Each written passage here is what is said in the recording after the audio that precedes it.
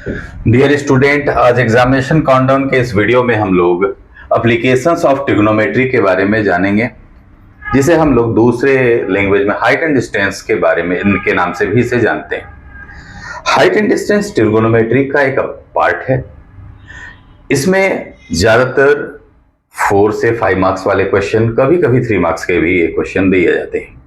लेकिन NCERT book में मात्र एक चैप्टर और मात्र 15 ही क्वेश्चंस, 15 क्वेश्चन ही लिया गया है, जिसमें से नीचे से जो 4-5 क्वेश्चन हैं वो अमूमन ऊपर वाले से ज्यादा इंपॉर्टेंट माने जाते हैं। मैं आज यहाँ सबसे लास्ट क्वेश्चन, जो कि क्वेश्चन नंबर 15 है, आप अपने एनसीईआरटी बुक में उसको देख लेंगे, उसको बनाते हुए या उसके बारे में आपको कुछ जिक्र करेंगे, ताकि आप इसके कुछ बातों को समझ सकेंगे या बनाने में कुछ आपको सहूलियत होगी इस तरह के क्वेश्चन को।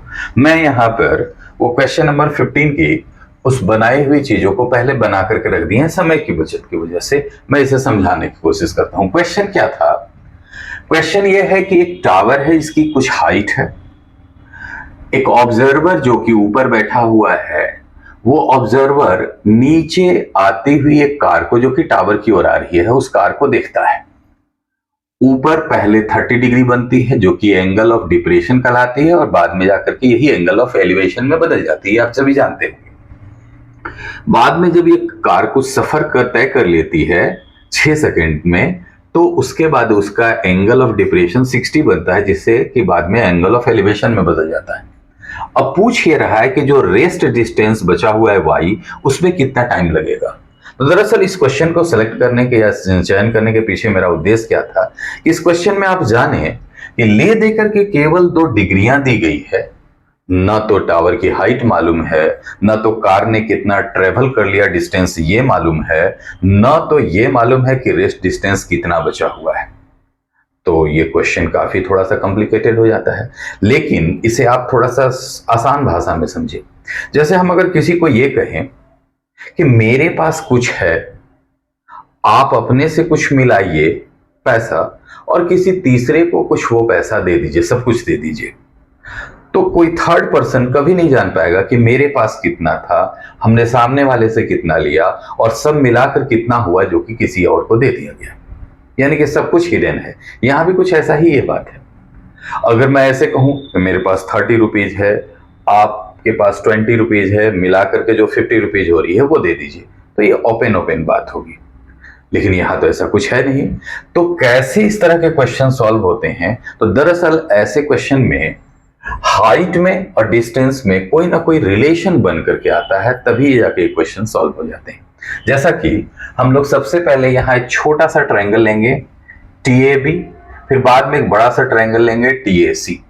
तो जब ट्रायंगल TAB लिए, फार्मूला लिए tan थीटा P/B, कितने डिग्री की बात आ रही है? tan 60, परपेंडिकुलर के जगह पर H और बेस के जगह पर Y। tan 60 डिग्री के वैल्यू √3 और ये Y को इधर इंटू कर दिए, तो H = y√3 एक इक्वेशन बन के आया। फिर हम लोग एक बड़ा सा ट्रायंगल लिए TAC। ये आप सभी को मालूम है कि वैसे ट्रायंगल का हाइट एंड डिस्टेंस में कोई मतलब नहीं रहता जिसमें 90 नहीं बनती। जैसे हम TBC को लेकर चलें तो कोई इससे फायदा नहीं, ये बनेगा ही नहीं इससे। तो हमने लिया एक राइट एंगल ट्रायंगल जिसका नाम है TAC। फिर फार्मूला वही लगाएं, tan थीटा P/B। इस बार थीटा की जगह 30 डिग्री, परपेंडिकुलर H, लेकिन इस बार बेस जो है x + y हो गया, जो कि यहाँ है। देन 30 डिग्री की वैल्यू कितनी होती है? 1/√3, और क्रॉस मल्टीप्लिकेशन करने से x + y = h√3 आया। अब चूंकि ये जो h आया है, इस h का वैल्यू पहले से इक्वेशन फर्स्ट में है y√3, मैंने h की जगह लिखा y√3, और ये मल्टीप्लाई होकर के हो गया 3y। y प्लस वाली उधर गई तो x = 2y हो गई, यानी कि y = x/2। एक और रिलेशन आया, एक रिलेशन तो यहां आया, या यूं कहें कि एक इक्वेशन यहां आया तो एक इक्वेशन यहां आ गया। अब हम लोगों को देखने वाली बात यह है कि इसके बाद में यहां पर एक तरह से आंसर आ रही है, समझ में आ रही है बात कि भाई अगर y जो है x का हाफ है तो टाइम में भी हाफ। अच्छी बात है। अगर x जो है 6 सेकेंड ले रहा है, तो y इस x का हाफ अगर है, यहां के अकॉर्डिंग देखा जाए, तो टाइम 6 का हाफ कितना लगेगा? 6 का हाफ 3 सेकेंड लगेगा।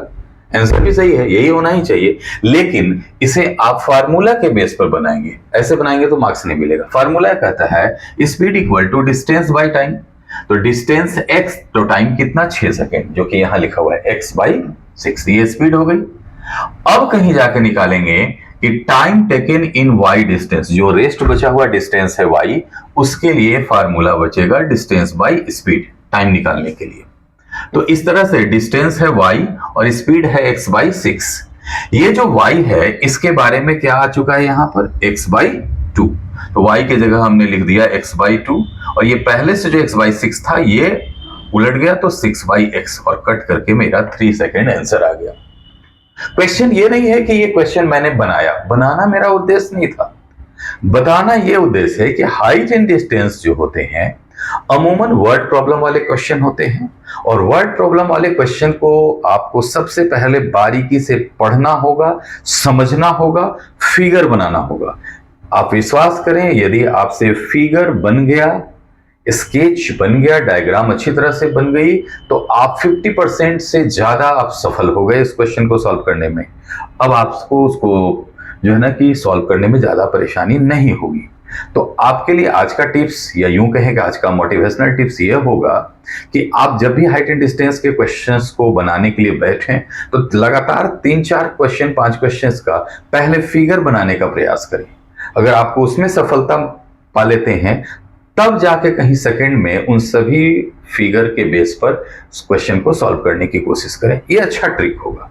कुल मिलाकर के ये कहना है कि पढ़ें, ज्यादा देर तक पढ़ने के बजाय अगर कम भी पढ़ रहे हैं तो स्मार्टली पढ़ें, स्ट्रैटेजी बना करके पढ़ें, ज्यादा सफलता मिलेगी। Thank you.